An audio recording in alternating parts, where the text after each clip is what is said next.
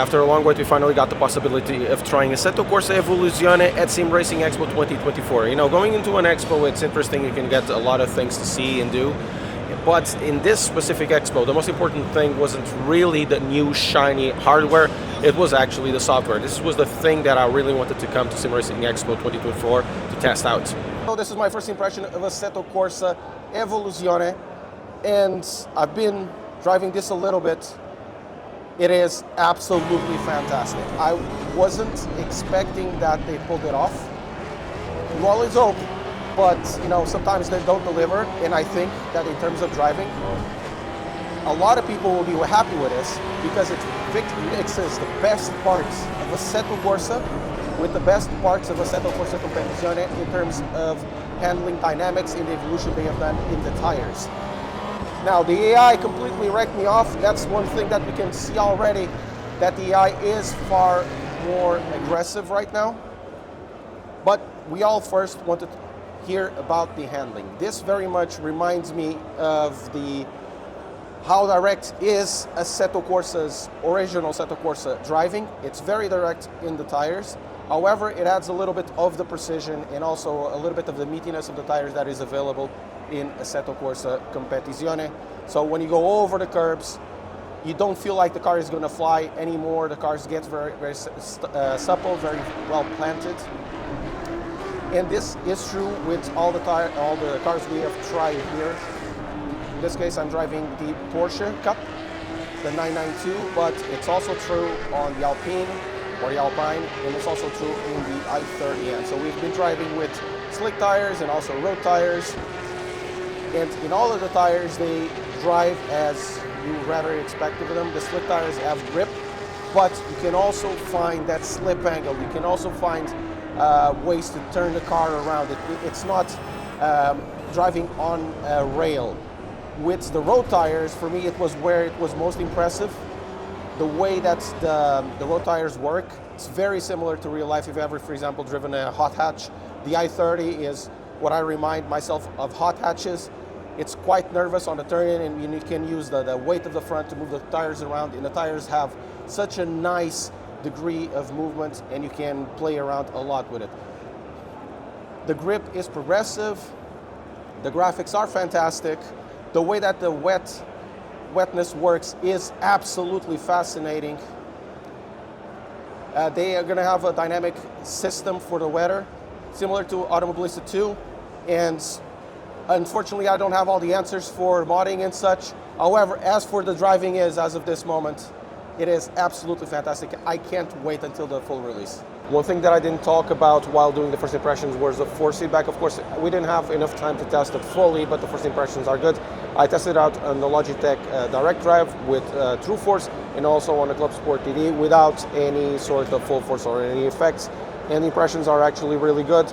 The Logitech felt a little bit more meatier because True Force tries to give a little more of the tire feeling, and the Club Sport TD felt incredibly sharp. So if you like the regular Assetto Corsa force feedback, you're gonna love this as well. And it keeps also a little bit of the Assetto Corsa Competizione, but it's not as present and it is not as muted as it was before. So I think you're gonna like this. The first impressions are really, really solid for all the pieces of content that I've tried. However, there are some signals that, of course, this is an early access and the experience wasn't really the best and wasn't really polished, and we were expecting that. The first one, it was visually. While the game looks stunning, it has stunning details, volumetric lighting, the changes to night and day, all of that. The lighting looks fantastic. The car looks even better than in Assetto Corsa Competizione, in my opinion. The frame timings weren't really the best that I have seen. Sometimes you can see some breaks on screen. You know, it is expected, but when it comes to early access, you should also expect this to be there. Probably it will be going to be fixed, but it's something that if it's there, it's not surprising, but it won't be perfect to see, and we need to have that resolved. The game stability wasn't always the best. I've tried 6 different sessions, and during those sessions, the game hanged twice. So there's still some work and stability to be done by Kunos. But in terms of driving, I can't really complain. It was pretty much all that I wanted. It's the mix of Assetto Corsa with Assetto Corsa Competizione, and it brings a little bit of new spice on top of it, and I want to see where it is going to develop. However, even though I said I didn't know what was going to happen, about modding, we have Marco Massaruto explaining what is going to happen. Marco, what everybody is asking is going to be about modding. What can you share about it? About what? Evo? The modding. Modding, yeah. No, sorry. We confirmed that we are working on a platform to support modding also for Evo, like we did in Assetto Corsa 1 after the end of the early access program, not before. So they will wait. They will have to wait a bit, but it's something that is in the schedule. We are the goal to us is to create an ecosystem, a platform where modders can find a home, and also possibly working with licensors in order to create official modes for Evo. We want to make them eligible to work with manufacturers or the truck companies, because we want to push for the correct use of modding in Evo without installing or grabbing content from other games, because it's unfair. And we believe that modding is quite important. We saw how it was important for Assetto Corsa 1. It made it even more popular, but we want to push it in the right way. So that's the idea. The last question is, in terms of content, is there anything that you can share in terms of content, licenses that you haven't already shared?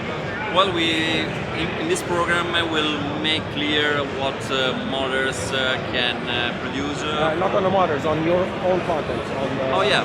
Is there any content that you can share in terms of licenses that's going to be in the game that you haven't already? Well, except for the ones that we showed already in the trailer. Of course, the Ferrari, Hyundai, Lamborghini license have been confirmed. In the show, you will be able also to have a special event in Mon Panorama. That is another track confirmed, as well as the Fuji. The Nürburgring has been showed also in the trailer. And we will have plenty of tracks and cars in Evo coming by the next year.